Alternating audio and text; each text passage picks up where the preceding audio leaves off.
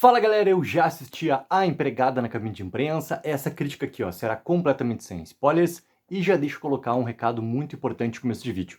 A Empregada estreia oficialmente no Brasil dia 1º de janeiro de 2026, mas ele já entra em sessões de pré-estreia agora no dia 19 de dezembro, sexta-feira, ou seja, já dá para conferir o filme a partir do dia 19 de dezembro, certo galera?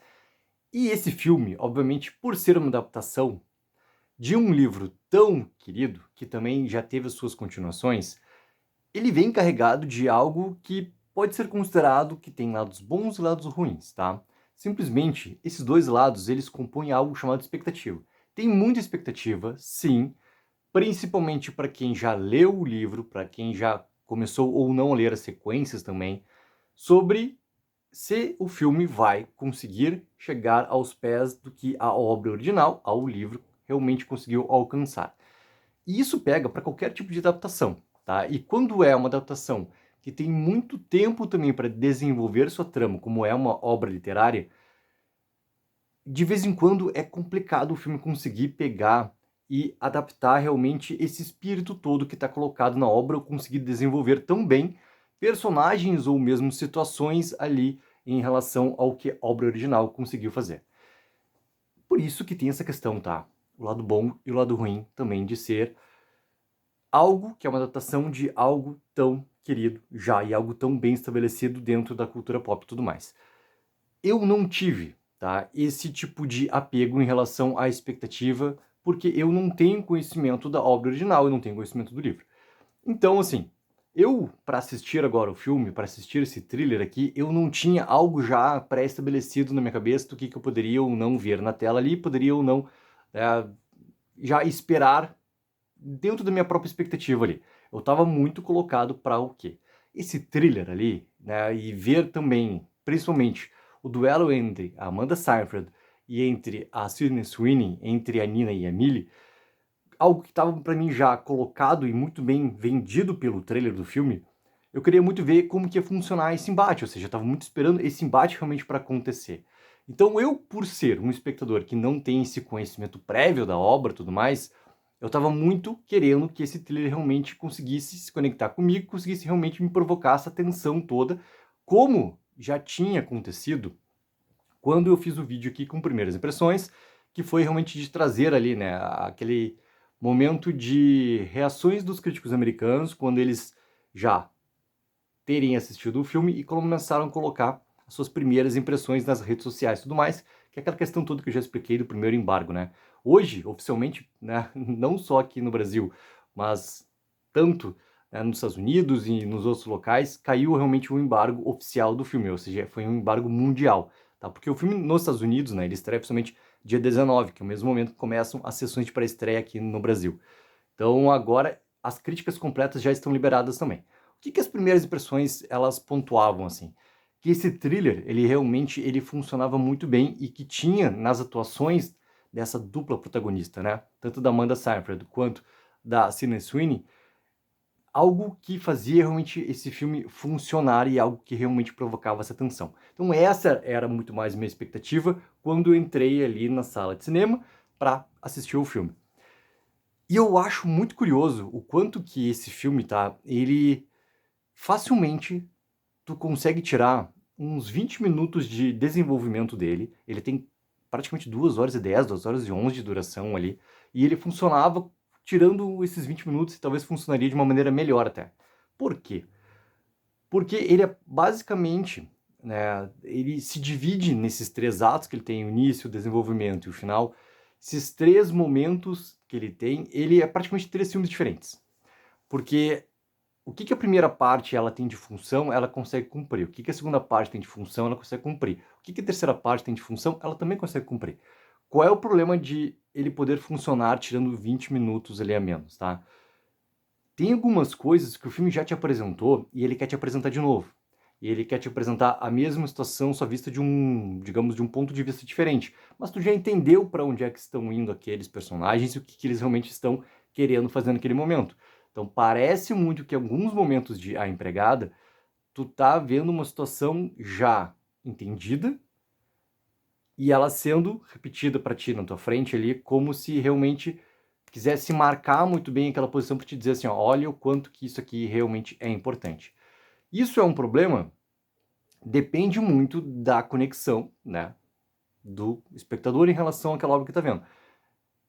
Eu, para mim, tirava fácil 20 minutos do filme ali. Fácil, fácil, fácil, fácil.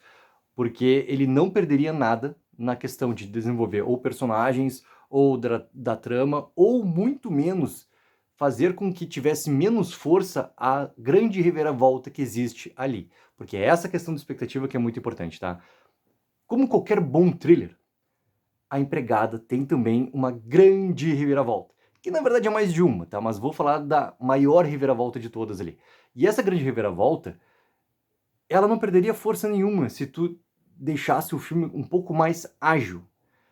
E esse ponto para mim é muito importante, porque é até curioso como que essas mudanças todas, né, que o filme vai tendo ali, qual é o foco primeiro que ele tem que te entregar, qual é o segundo foco que ele tem que te entregar, o que ele realmente tem que te apresentar da Nina, o que ele realmente tem que te apresentar da Millie, o que ele realmente tem que te apresentar do Andrew, né, o que é o Brandon Scanlon que faz ali, né, o Brandon Scanlon ele tá fazendo papéis bem interessantes, assim, das suas escolhas, que parecem personagens que têm algo muito próximo um do outro, nas obras que ele tá escolhendo, o que os agentes dele estão, né, também fazendo com que ele tenha essas oportunidades de ir crescendo também no mundo de Hollywood e tudo mais ali.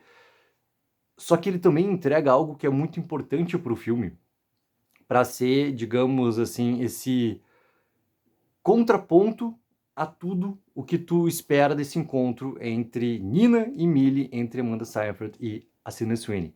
E o papel dele também é muito importante para tudo que vai acontecendo e o quanto que o personagem também vai crescendo ao longo do filme. Ou seja, nada do que está colocado sobre os personagens, ou sobre as relações entre eles, ou sobre até mesmo, né, as ações que vão tendo consequências dali para frente, tu perderia força, muito menos em questão da grande reviravolta, tu perderia força se tu deixasse o filme mais ágil. Então, esse ponto, eu acho que eles podiam realmente ter dado um pouco mais de...